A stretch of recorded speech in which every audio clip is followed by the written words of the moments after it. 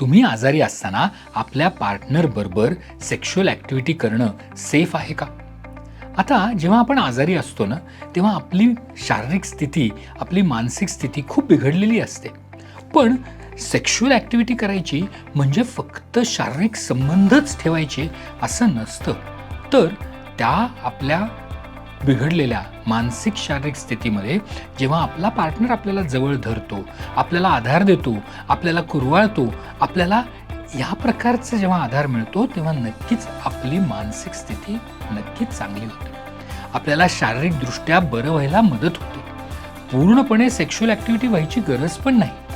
हां, याच्यामध्ये एक धोका नक्की आहे की आपल्याला जर का काही आजार असेल की जो संसर्गजन्य आहे, तर आपल्या पार्टनरला पण तो होऊ शकतो. त्यामुळे लैंगिक संबंध जर ठेवायचे असतील तर त्याच्यामध्ये बदल नक्की करा. आपल्या पार्टनरला आपली जवळीक जाणवून द्या, ती इंटिमसी तयार करा, जेणेकरून आपला आजारी पार्टनर आपल्या आजाराला भक्कमपणे तोंड देऊ शकेल. हा व्हिडिओ आपल्या पार्टनरबरोबर जरूर शेअर करा आणि त्यांना त्याची जाणीव करून द्या.